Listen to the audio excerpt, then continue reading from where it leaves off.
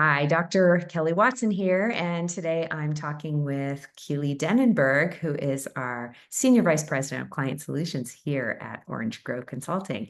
And she's going to talk about the process of putting together proposals for clients and what goes into that.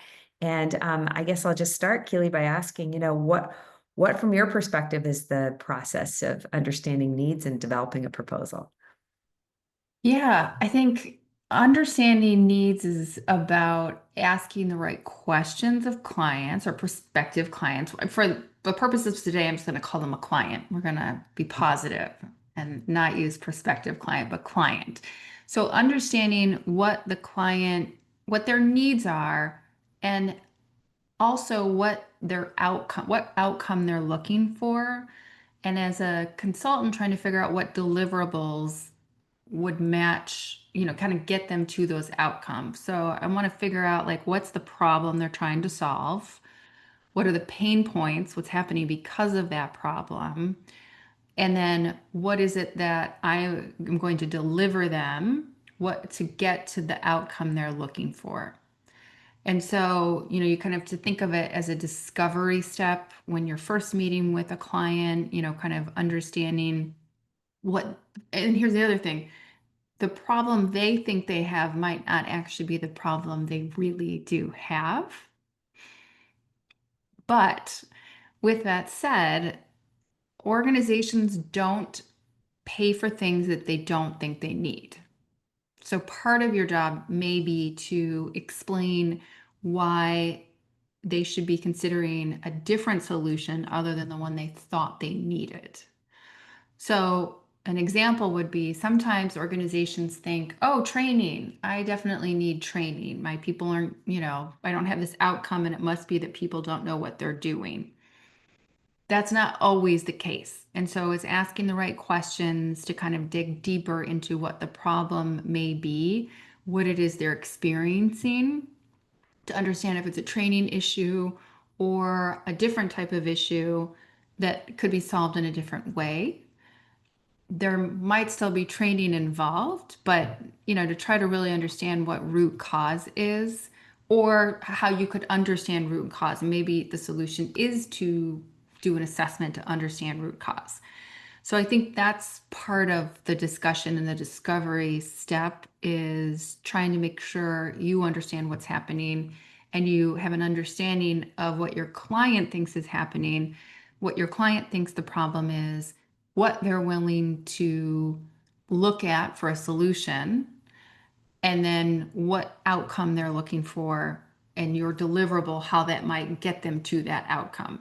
Because if we go to like an assessment example, the deliverable would be, hey, here are what we see as your key challenges, and here are the suggestions to solve those key challenges. That doesn't mean the outcome is going to be that they will solve the challenges, but you can help get them, bridge them to that outcome through your deliverable. So I think those are kind of, so that if I had to identify like four key things that you're looking for in a discovery meeting, what they think the problem is and why, what are the symptoms, what you think the problem is, what they want that outcome to be, and what deliverable you can offer to help them get to that outcome. So I this think, is really great. I just want to stop you there for a second because what you've really honed in on is that if we don't do it this way, we could end up delivering exactly what the client says they want and then not moving the needle on the actual outcome they want. And then they'll blame the intervention and say, well, it was the training that it was right. insufficient, instead of saying, wait a minute, training was the wrong intervention. And even like you said, training's a very broad topic. If they want to basically give MBA level, the entire organization needs leadership skills, and they do that in a one and done, that's not going to be effective. And so we don't want to be the provider that delivers something that we know is not going to be effective, because then we're also going to be a one and done from that perspective. Right, right. Now, there are certain instances where something's better than nothing.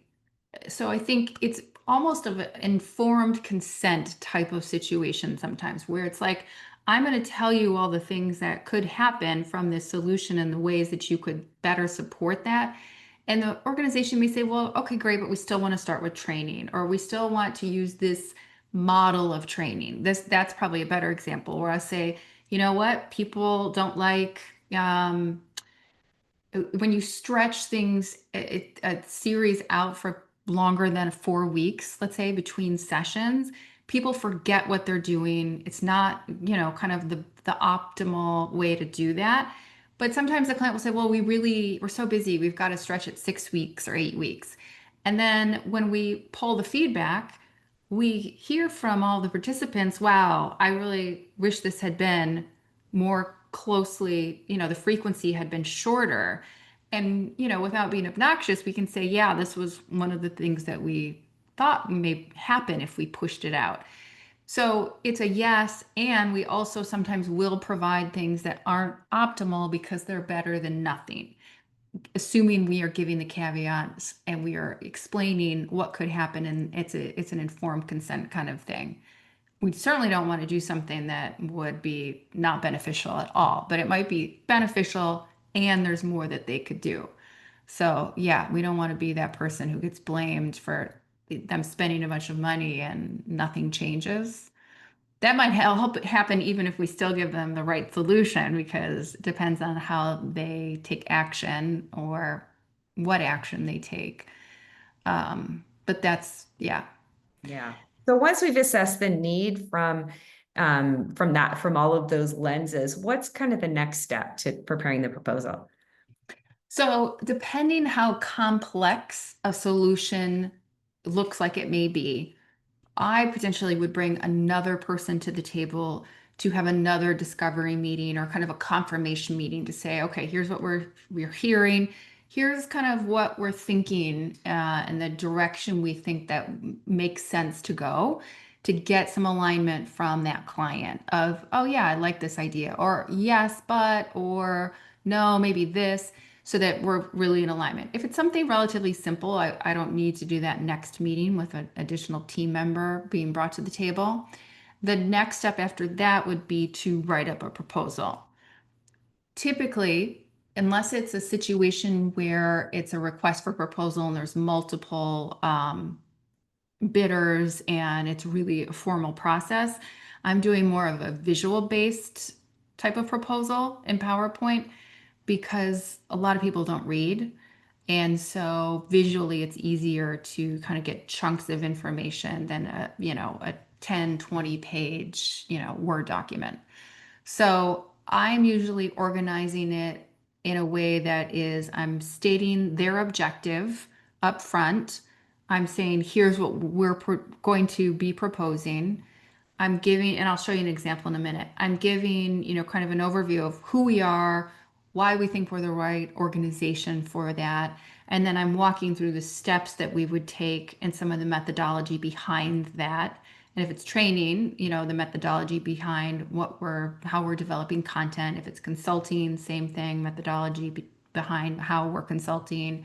If it's assessment work, we're just sharing like what we're going to be doing and what the backbone of that is. And then sometimes there's a project plan and deliverables and then pricing. So that's typically the way in which I'm structuring it. I also think the more information you can pull from what they told you to repeat back to them is really, really helpful because they then are like, oh, yes, this is what I need. Even though it can sometimes be some phrasing even they've used, I think it resonates because they used that phrasing to begin with. So it sometimes feels like, am I parroting too much? Not really, because people they're using that language for a reason. So I think it's helpful to take that and add to it. So should I share an example? Yeah, that would be great. Okay, wonderful. So let me pull up her proposal. So this is a sample for a leadership competency, proposal. We have start with our profile. Like, who are we? Why do we think that we are right for the organization like this? Um, it's nice to see logos people recognize. So that's always, if you have that, that's always an advantage. And any kind of certifications or qualifications that from organizations are nice to have in that in a slide like this. This is where I mentioned you would say what the objective is. So this is me saying, okay, here's what you said you needed, and it better be what they said they needed. And here's what we think would be the right solution for you. And, this shouldn't be a surprise to them. This should be something that was covered during one of the discovery meetings where they're like, yep, that's what we agreed that might be the right, kind of thing for this problem. Then this is where we talk a little bit more about, kind of who we are and why we might be right.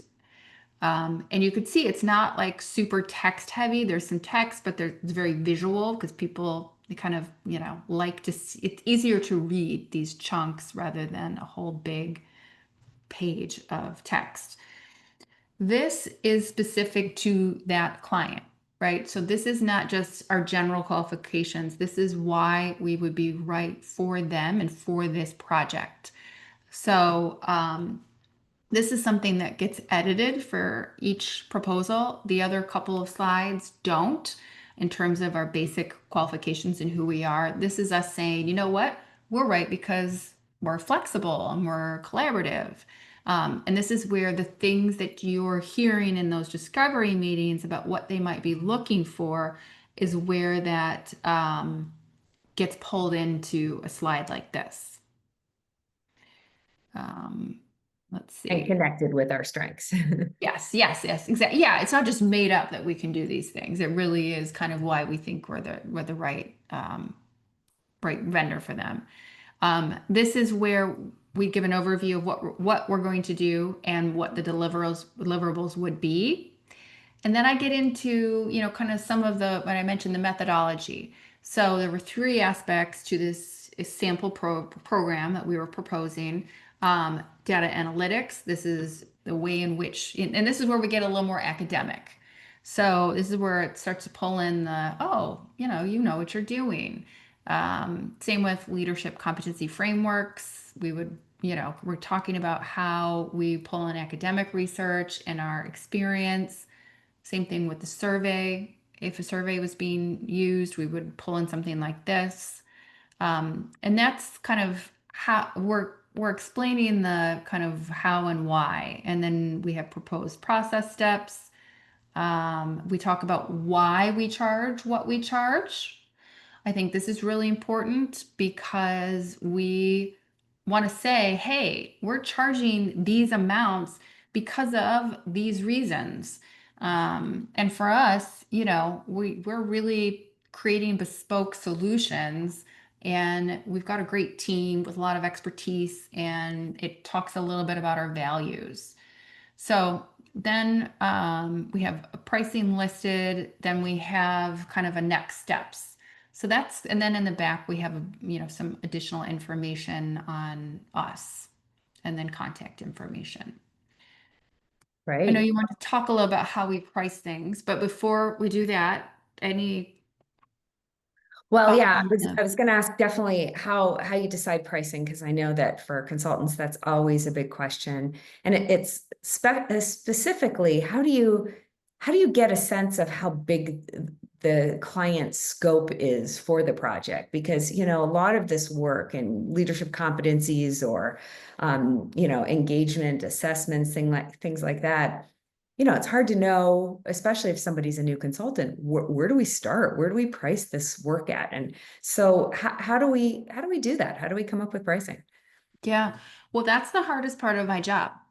Is to not just price something, but also know what a client's budget is.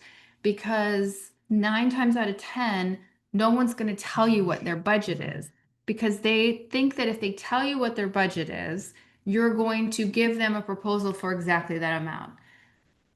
I Which is find, true, because in many ways that signals yes, what is the scope of this? What is the scale right. of this client What wants to work happens with? instead is we end up giving them a proposal for more than what their budget is. Yeah. So it's kind of yes, they're right, but it's even worse than they think it's going to be. Because if someone were to come to me and say, okay, my budget is $50,000 for, whatever, I can then say, okay, there's your problem. Here's your budget. Here's what we could do for that budget to help get you to your goals. If they don't give me that budget, I think, okay, well, get them to their goals. We're going to do all of these things, and it's going to be $100,000. So it's not like if they don't tell me the 50, we're going to come up with a $25,000 proposal. It's usually much higher than that because to do the job right, it's always more than they think it's going to cost. Yeah. So that's fine. You just know people aren't going to give you the budget number. You can always ask.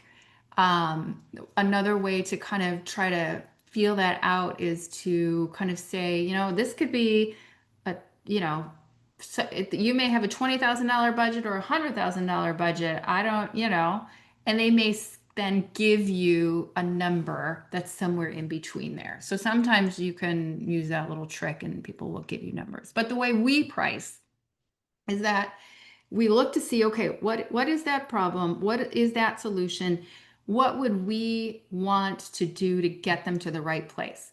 And we know what, kind of our time is worth. So we have an hourly rate with it is really baked in, all of our administrative and operational costs are baked into that hourly rate.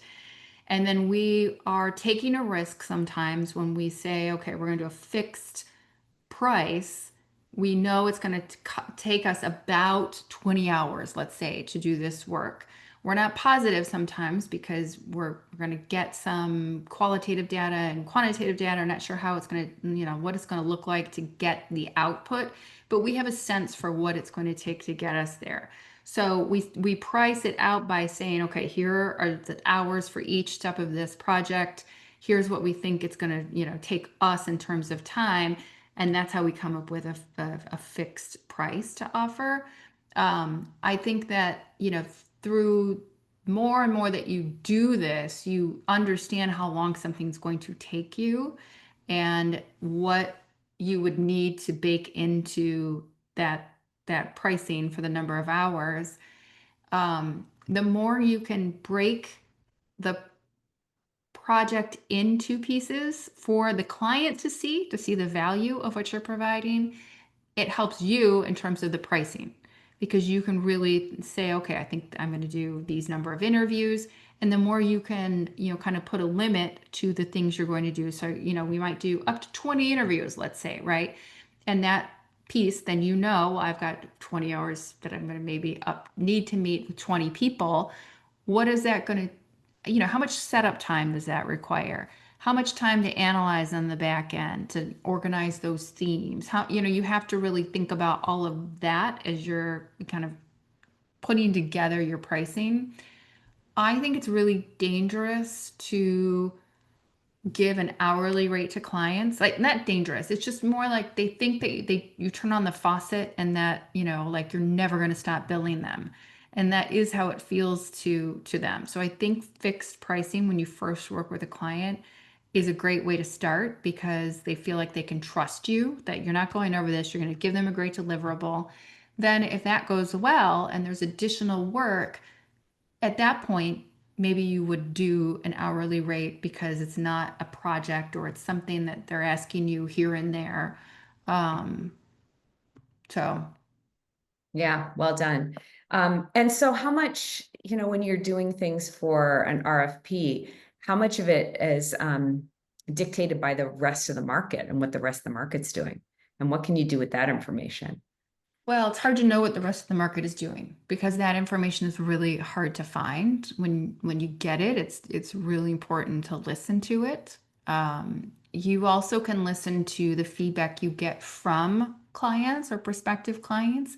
If you're not winning bids, you're going to want to ask, kind of why, if you can get that information. If you keep hearing its pricing, you need to think about that client, are they small? Are they big? Are they mid-sized? Like, is it, you may be too expensive for a small organization because they just don't have the budget, but you also may be too inexpensive for larger organizations. because you're not experienced enough. And so, or they're hesitant. Wow, this person's charging a lot less. I wonder why. So I think that it's one of those things that you end up navigating through experience. And there's no, when you're first starting out, you should be charging less than people who have more experience.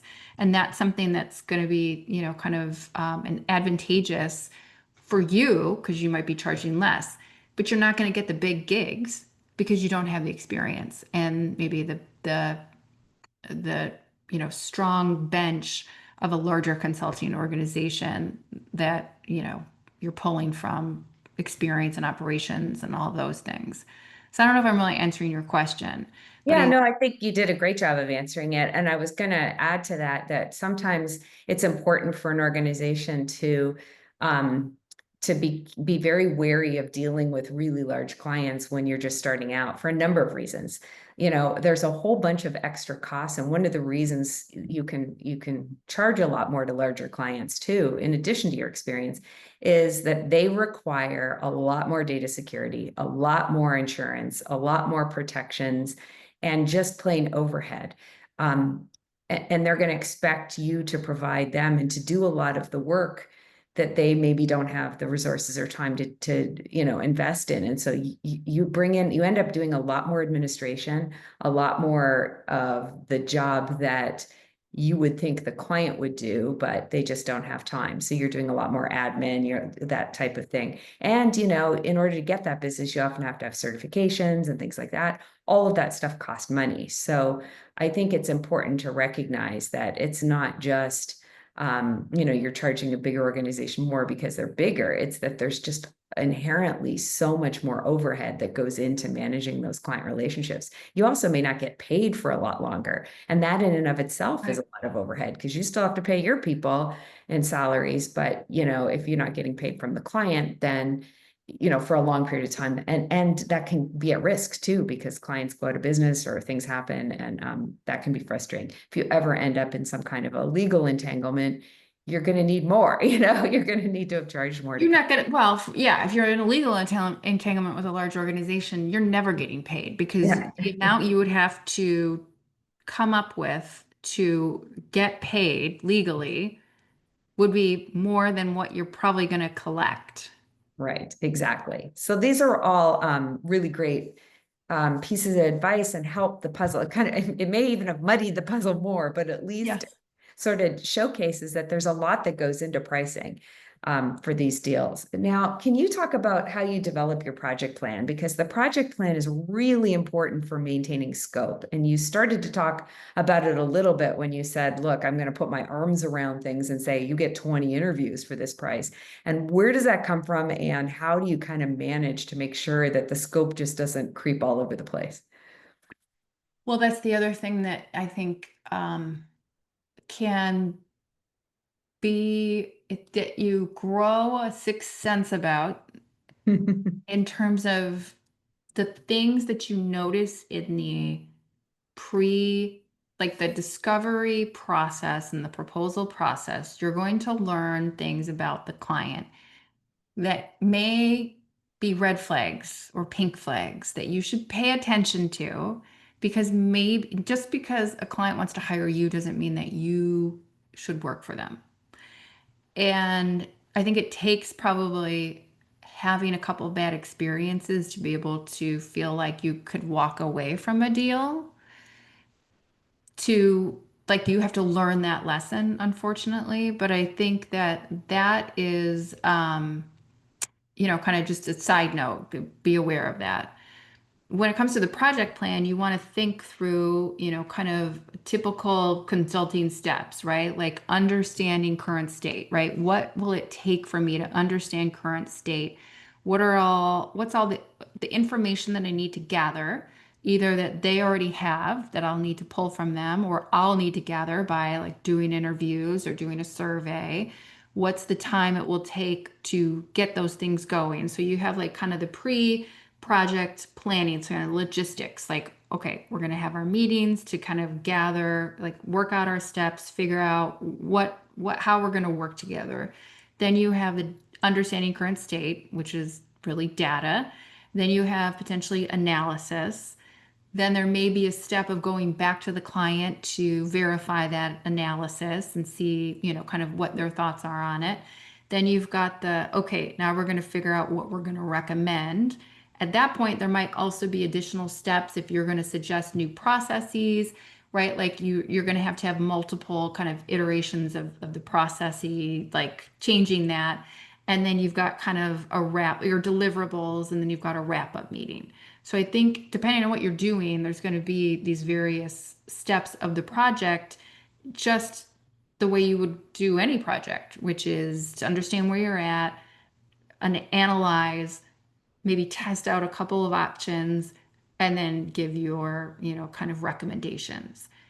Training, it's similar. You have a project meeting, like, okay, when are we going to plan these trainings? Who's going to be in them? You have all these questions answered. That's part of the actual project once you sign the agreement.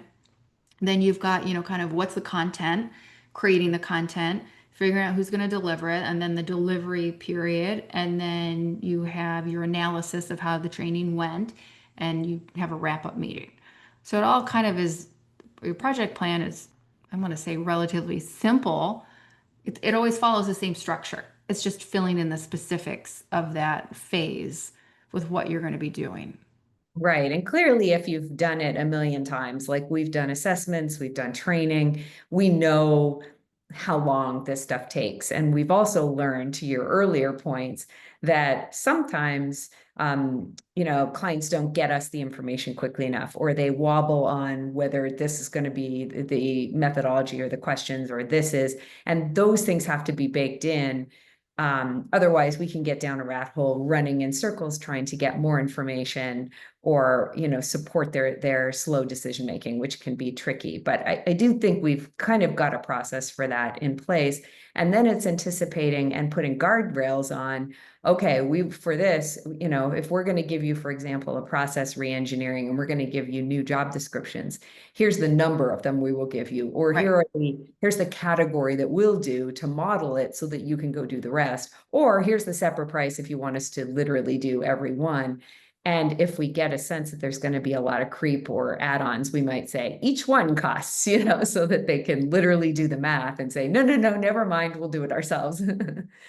Yeah, I mean, you're going to sense in that, and especially if you're having more than one meeting, if they're going to be needy, if they're really going to need their hand held, like then you factor that in to your pricing and to your project plan. That's what I mean by like trying to understand who they are. And you mentioned something that I wanted to expand on. Oh, always giving a cap, right? I never want to give a minimum. I want to give a maximum because I don't want to commit to doing 20 interviews. I want to commit to doing up to 20 interviews because we're doing interviews and realize, oh, really only need 10. I don't want to have to feel like I committed to 20 exactly and then doing that work, and it's wasting everybody's time. So, because I'm sure we're going to use time on the other end to do something else. So, that there's always got to be a constraint on what you're offering. And there needs to be an expectation of what materials what is pre-existing, what is yours, what's proprietary. Like for us with the survey, this is our survey. We're going to make some adjustments for you, but it's our survey. That's what we're starting with. And we always make sure that's explicit because we don't want them to think, oh, great, we're going to have a meeting and we're going to tell you all these things we want in the survey, and you're going to go do the research and create the survey. That's not what we typically are ever recommending or signing up for.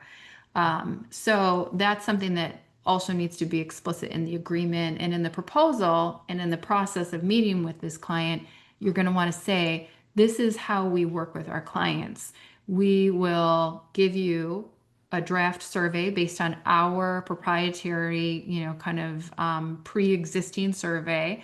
We'll make adjustments and we'll work together to make sure it is tailored for your organization and your needs. So it's another thing that, you need to be really clear on. Yeah, Who owns the exactly. materials, who owns them after the fact.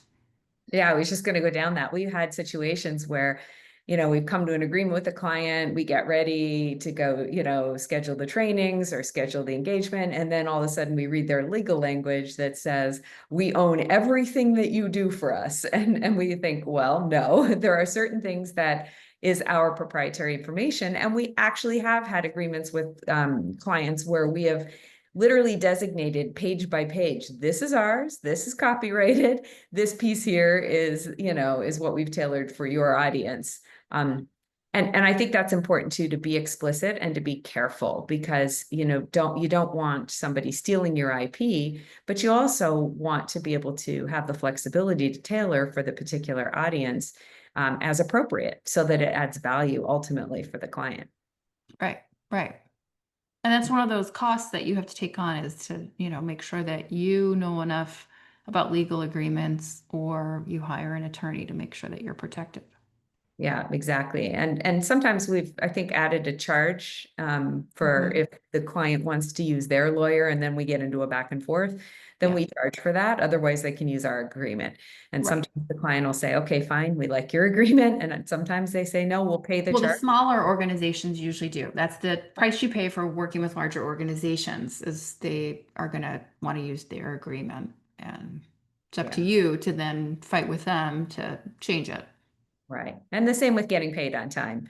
Right, Sometimes you can tell people, if you don't pay on time, this is going to happen. And other times your client says, nope, this is when we're paying. right, right.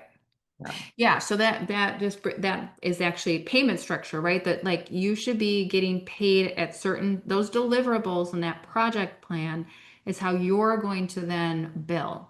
So it really just comes out of, like, what's the work I'm doing, what's the project plan, and then there's markers for when you get paid, that match that project plan. You Yeah, definitely that's a don't great want point. to. When you deliver something, you get paid, because a lot of these services, once you have delivered, there's almost nothing. You can't withhold product, you Right, can't confiscate inventory. It's not like the kind of business that is goods related, because you have to get paid for the goods and there's a proof of exchange of that good. Whereas when you're working in services, it's very risky, because once you've delivered it, there's almost no incentive for someone to pay.